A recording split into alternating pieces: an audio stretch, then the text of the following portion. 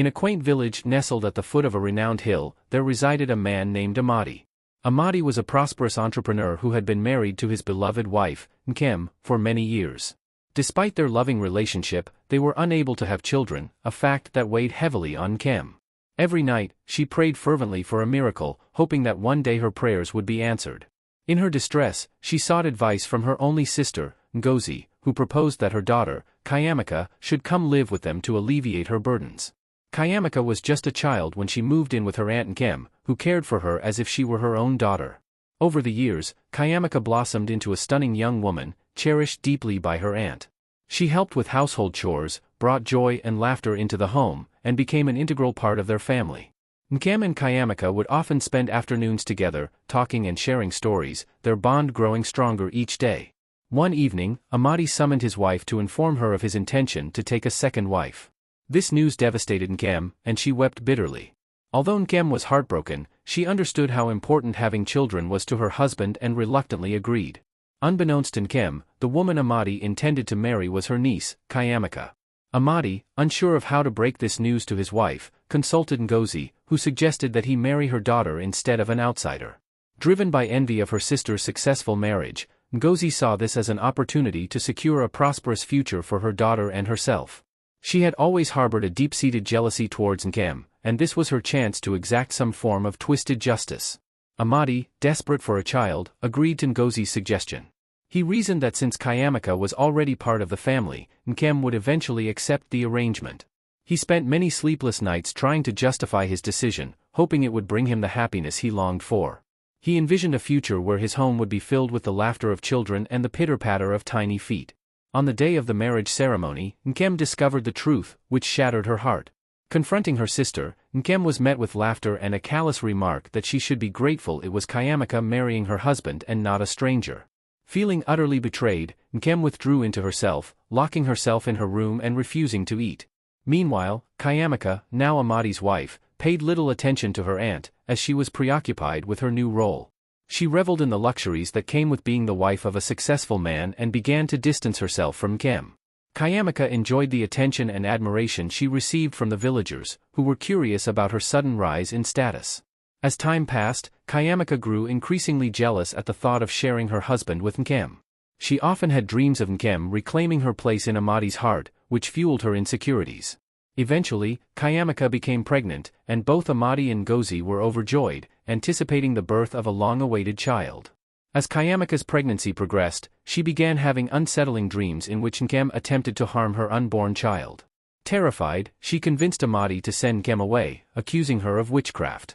Devastated and feeling utterly forsaken, Nkem left her home and wandered far away, seeking solace in isolation. She found refuge in a remote village, where she lived quietly, her heart aching for the life she once had. In this new village, Nkem started anew, making a humble living by selling handmade crafts and herbal remedies. A few weeks later, Kayamaka gave birth to a handsome baby boy named Obinna. Amadi was ecstatic and lavished his son with affection and gifts. He built a beautiful nursery and spent every moment he could with his newborn son, savoring the joy of fatherhood. As Obinna grew older, he made friends and explored the village. He was a curious and adventurous child, always eager to discover new things.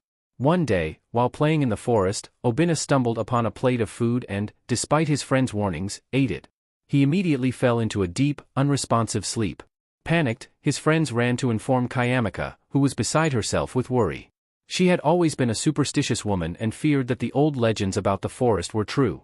The legends spoke of spirits that roamed the forest, casting spells on those who dared to trespass. When Amadi returned home and learned of his son's condition, he was desperate for a solution. Recalling a tale told by one of Obinna's friends, Amadi visited the boy's grandfather, who suggested seeking the help of a powerful seer. Following the grandfather's advice, Amadi journeyed to the seer's home, where he learned that a special herb could awaken his son. The seer, a wise old man with a long beard and deep, knowing eyes, directed him to a distant village where the herb grew. Determined to save Obinna, Amadi set off immediately. The journey was arduous, filled with treacherous paths and wild animals, but Amadi's love for his son fueled his determination. Along the way, he encountered various challenges, including crossing a raging river and climbing steep hills.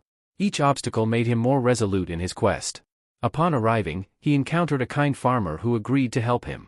To Amadi's astonishment, the farmer turned out to be Nkem's son, Chinedu, whom she had raised after discovering her own pregnancy following her departure. Reuniting with Nkem and Chinedu brought a wave of regret and sorrow to Amadi, who apologized profusely for his past actions. Nkem, though still hurt, saw the desperation in Amadi's eyes and decided to help him for the sake of the child. With the herb in hand, Amadi returned home and administered it to Obinna, who promptly awoke from his deep sleep. The joy that filled Amadi's heart was indescribable. He shared the story of his journey and Nkem's pivotal role in saving their son with Kayamaka and Obinna. Filled with remorse, Kayamaka confessed how her mother had manipulated her and expressed a deep desire to make amends. She realized that her actions were driven by fear and jealousy, and she deeply regretted the pain she had caused. The next day, Kayamaka, Amadi, and Obinna visited Nkem's village to seek her forgiveness. The journey was filled with silence and introspection, each of them contemplating the gravity of their actions. Touched by their sincere apologies, Nkem forgave them, and the families reconciled. Obinna and Chinedu formed a strong bond, visiting each other frequently and ensuring that their families remained connected. They often played together, exploring the village and creating memories that would last a lifetime. The villagers, witnessing the reunion and reconciliation, were moved by the power of forgiveness and the strength of familial bonds.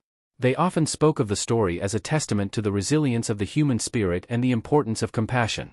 This tale teaches the profound consequences of jealousy and the importance of kindness, understanding, and forgiveness. It reminds us to treat others with the compassion we wish for ourselves and highlights the healing power of forgiveness.